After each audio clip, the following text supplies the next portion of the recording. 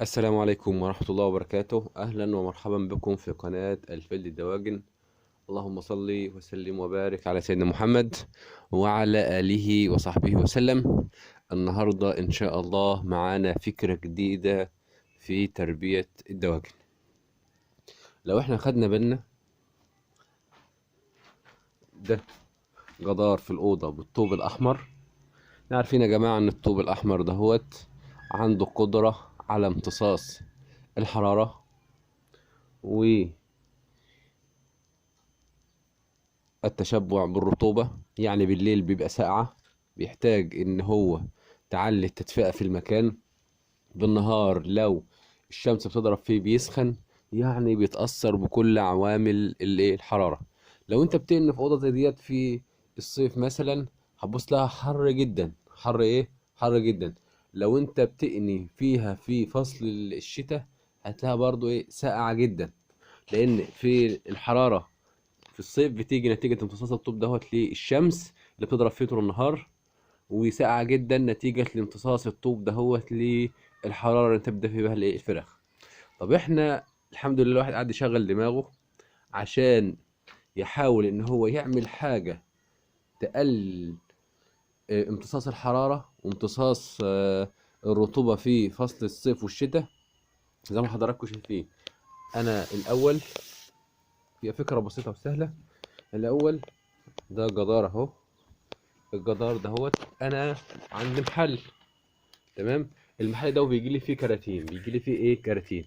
مسكت الحيطه كسيتها بالكراتين، كسيتها بالكراتين. طيب، انا كسيت بالكراتين ليه؟ وبعدين بعد ما كسيت بالكراتين، رحت جاي كاسي الاوضه بمشمع اهو، حضراتكم شايفين، تمام. المشمع زي ما حضراتكم شايفين، الكراتين باينه ورا المشمع. طيب، اول حاجه عشان حضراتكم يبقى عندكم يعني اهوت، تمام. الكراتين هتعتبر عازل للحرارة في فصل الصيف، عازل للحرارة في فصل الصيف. بمعنى ان انا لو حطيت مشمع بس هيريحني في فصل الشتاء. خلاص انا عزلت امتصاص الحيطة للحرارة، وخلاص مش هتمتص منها حرارة نتيجة المشمع. ما بيمتصش، ماليش مسام. هيعمل معايا هيعمل معايا اقل تدفية. هتوصل معايا الأوضة لأقل لدرجة حرارة أنا عايزها بأقل تدفية، لأن المشمع خلاص ما بيمتصش حرارة. تمام كده انا عملت تلفيت المشكله بتاعت فصل الشتاء، اللي هو نتيجه ان الحيطه بتبقى ساقعه وتقعد تمتص حراره كتير عنها بتسخن، وتحتاج معايا طول الدوره حراره باستمرار. تمام. هبقى دايما في عمليه استنزاف لعمليه الحراره، وان انا ادفي، والصناعه زي ما حضراتكم شايفين قايمه على عمليه التوفير دلوقتي. طيب، طب هاجي في فصل الصيف، هبص الاقي الحيطه الشمس بتضرب فيها مثلا، في حيطه او اتنين الشمس بتضرب فيهم في ساعات الذروه، فالحيطه بتسخن. طب المشمع مش هيعمل لي عازل حراري، لا ده المشمع رخر هيسخن، وتبقى الحيطه ايضا نار، وانا مشغل مش ممكن الناس تبقى مشغله الخليه فصل الصيف على بالشفاط وعلى الاخر، وتيجي ساعه الذروه في الليل يبقى فيها الحراره 40 و45، مش عارفه تنزل الحراره، مش عارفه تنزل الحراره كويس. طيب انا عملت ايه؟ قلت المشكله عايزه عازل.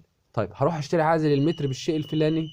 لا، انا جات لي فكره الكراتين. فكره الكراتين، نعزل الحيطه بالكراتين. اعزل الحيطه عن طريق حاجه اسمها الكراتين.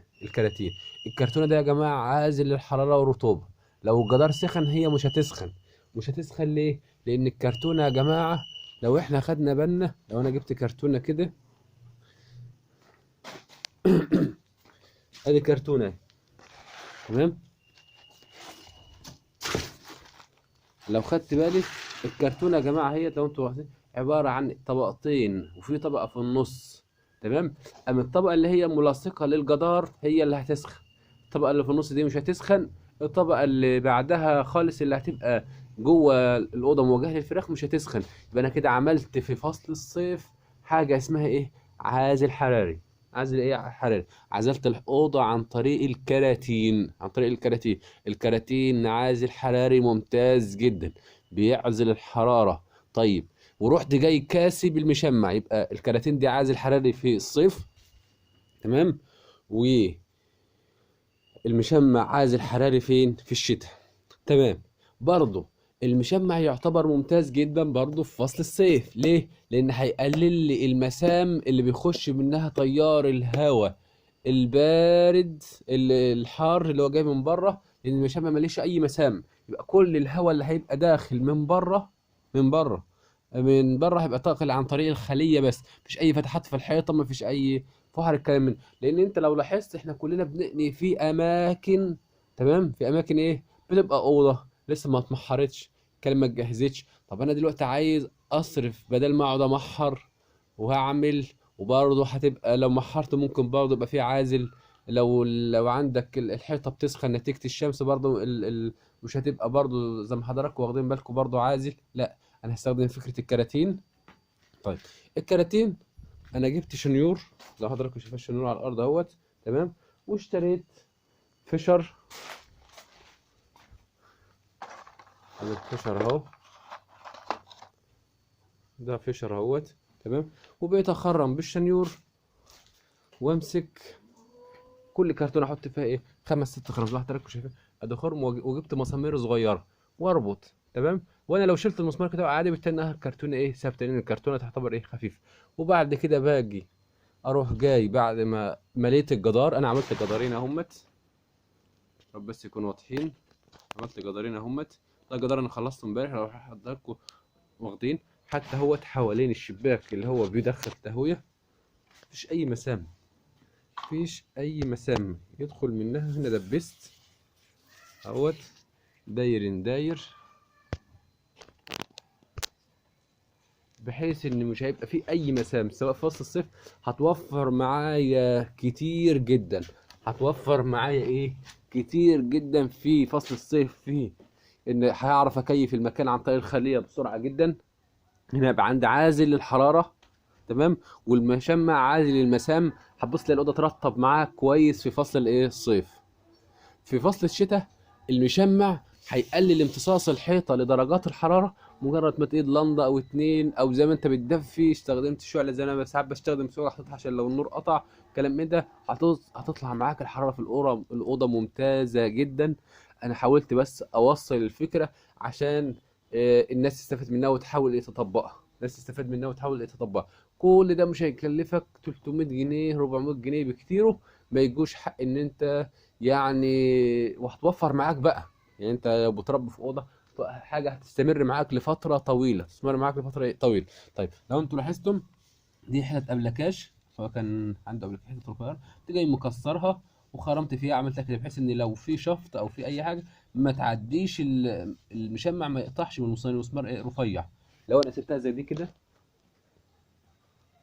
ده مسمار اهو، تمام، ممكن المشمع يطلع ويخرج لكن ديت مش هتطلع ولا هتخرج. وهتعرف بقى يا جماعه ايه تعقم الاوضه زي ما انت عايز. خلاص الاوضه مبقاش فيها حفر، مبقاش فيها اي حاجه، ما بقى الحيطه مبقاش فيها مسام. اقل رشه لاي مبيد معين او تطهر باي حاجه معينه هتظبط معاك الدنيا، وتبقى معاك الدنيا ايه ممتازه جدا. سواء كنت بتربي بطاريات زحلتنا او بتربي على الارض، تمام، مش هتفرق. هتوفر معاك جدا جدا جدا، توفر معاك جدا ايه جدا.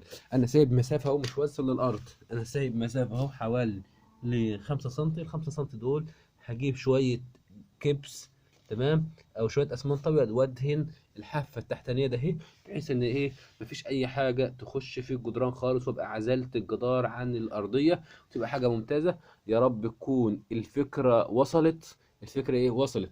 الحمد لله الواحد ما بيشغل دماغه بيحاول ان هو ايه يفيد ويستفيد ويوصل المعلومه. حاجه ممتازه جدا. الجدار عامل ازاي؟ في فرق بين جدار زي كده وجدار زي كده. جدار زي كده هيتعبك في الشتاء، هيمتص حراره كتير، هيتعبك في الصيف بيسخن. الجدار ده الشمس تضرب فيه، مجرد الشمس تضرب فيه يعني بالظبط ربع ساعه ويبقى زي النار الايده، زي النار الايه الايده. يبقى مشغل الخليه وهو عمال يصهد على الفراخ، هو عمال يصهد ايه على الفراخ. لكن لما خلاص هعزله بكرتونه، جيب كرتون زي كده واحطها عليه، خلاص الجدار هيسخن لكن الكرتون هتبقى عازل ما بين الجدار وبين الحراره الداخليه، تمام. وبعد كده المشمع هيبقى فوقه بحيث ان هو ايه يخلي عندي نسبه الحراره اللي موجوده في المكان مظبوطه، يخلي عندي نسبه التكييف او الرطوبه اللي انا عايزها في فصل الصيف مظبوطه، يعني حاجه ممتازه جدا. يا رب تكون الفكره وصلت. انا مش عايز اطول عليكم، ولو اي حد عنده اي استفسار او اي تعليق انا تحت امره. انا بكمل اهوت ان شاء الله. الدورات هعمل حطين على قد كده عشان انهض ادخل، والحطط والدوره الجايه هكمل بحيث على مطلع صيف بالذات، لان احنا ممكن نتحكم في الحراره بسهوله، لكن بنزود.